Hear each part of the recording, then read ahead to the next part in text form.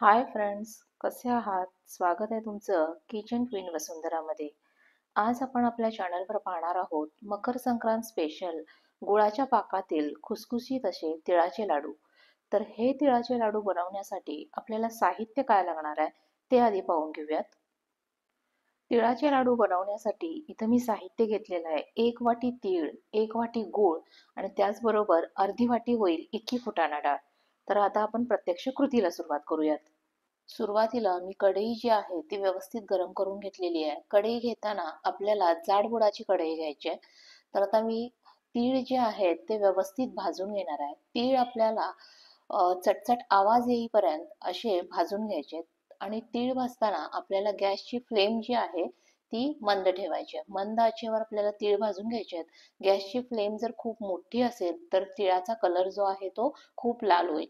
त्यामुळे आपल्याला मंद आचेवर तीळ आहेत चटचट आवाज येईपर्यंत आपल्याला ते भाजून घ्यायचे आहेत.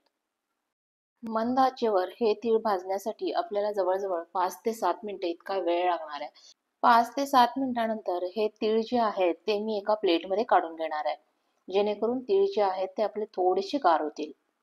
आपण अर्धी वाटी होईल इतकी फुटाणा डाळ घेतली होती. त्यातील अर्धी डाळ जी आहे ती आपल्याला मिक्सरला व्यवस्थित बारीक करून घ्यायची आहे, ज्यामुळं आपल्या लाडूला एक चांगलं बाइंडिंग येईल. आता ही डाळ जी आहे ती मिक्सरला मी व्यवस्थित बारीक करून घेतलेली आहे आणि ही आपल्याला नंतर गुळामध्ये ऍड करायची आहे. मंद आचेवर कढई जी आहे ती मी व्यवस्थित गरम करून घेतलेली आहे. त्यामध्ये आता आपण 1 टीस्पून होईल इतकं तूप ऍड करायचं आहे आणि तूप जे आहे ते पूर्ण कढईला व्यवस्थित पसरवून घ्यायचं आहे. यामध्ये आपल्याला 1 वाटी होईल इतका गूळ ऍड करून घ्यायचा आहे. तर गूळ घेताना मी काय केलेला आहे तो चाकूनं बारीक बारीक असा कट करून घेतलेला आहे. गुळाचे जर आपण मोठे मोठे खडे घेतले तर ते विरघळायला आपल्याला त्रास होईल आणि त्यामुळं गुळाचा कलर देखील खूप डार्क होईल. म्हणून आपल्याला गूळ घेताना तो थोडासा बारीक चिरून घ्यायचा आहे.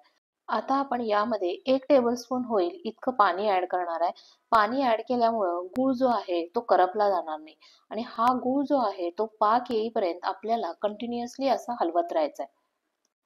हळूहळू गूळ जो आहे तो व्यवस्थित पातळ व्हायला लागेल आणि हे सगळं करताना आपल्याला गॅसची फ्लेम जी आहे ती मंदच ठेवायची आहे. गॅसची फ्लेम जी आहे ती जर आपण हाय ठेवली तर गूळ जो आहे तो आपला करपला जाईल.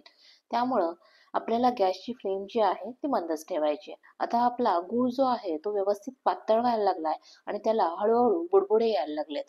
इथं आपण गूळ घेताना पिवळसर रंगाचा गूळ घ्यायचा आहे. काळ्या रंगाचा गूळ घेतला तर आपल्या लाडूचा कलर देखील काय होईल? काळा होईल. त्यामुळे घेताना पिवळसर रंगाचा गूळ घ्यायचा आहे. आता आपल्या गुळाला चांगलेच बुडबुडे आलेले आहेत. पूर्ण गूळ जो आहे तो व्यवस्थित मेल्ट झालेला आहे. तर आता मी एक वाटीमध्ये पाणी घेतलेलं आहे आणि त्याच्यामध्ये थोडासा तो पातळ झालेला गूळ टाकून चेक करणार आहे की आपला पाक जो आहे तो व्यवस्थित आहे का नाही. तर अजूनही पाक जो आहे तो थोडासा आपला काय आहे त्याला पातळ आहे तो, त्यामुळे लाडूचं बाइंडिंग होणार नाही. म्हणून आणखी थोडा वेळ आपल्याला काय करायचा आहे, गूळ जो आहे तो थोडासा शिजू द्यायचा आहे. तर आता मी परत त्या गुळाला सतत हलवत राहणार आहे आणि आणखी 2 मिनिटानं आपल्याला तो चेक करायचा आहे की त्याला व्यवस्थित पाक आलेला आहे का नाही. इथं जो आपल्याला पाक लागणार आहे तो एक जेली सारखा पाक आपला तयार व्हायला पाहिजे. आणखी 2 मिनिटांनं मी चेक करणार आहे की पाक जो आहे तो कुठंपर्यंत आलेला आहे.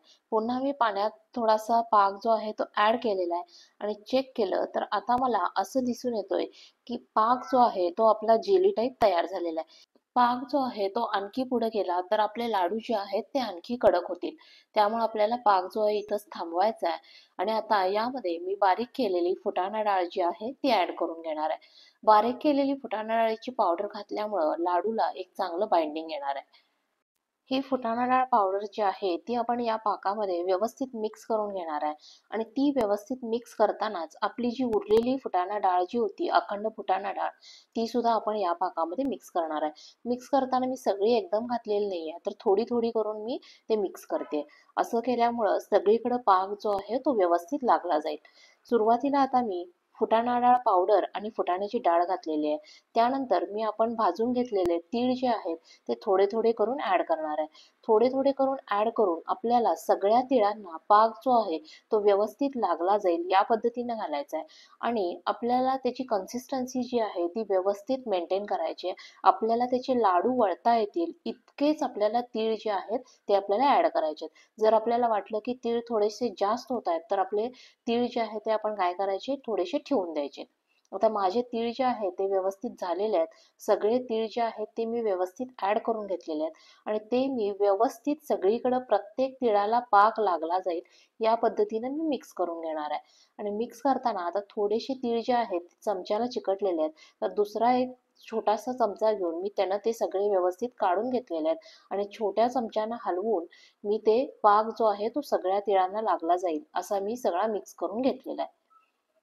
आता गॅसची फ्लेम जी आहे ती मी बंद केलेली आहे आणि आता आपल्याला लाडू वळायला सुरुवात करायची आहे. तर सुरुवातीला मी हाताला चटके बसू नयेस म्हणून थोडासा पाण्याचा थेंब लावून घेणार आहे आणि चमच्यामध्ये थोडेसे येतील तसेच तेवढंच मी काय घेतलेलं आहे ते मिश्रण जे आहे ते हातावर घेतलेलं आहे आणि त्याचे पटपट आपल्याला लाडू जे आहे ते वळून घ्यायचे आहेत.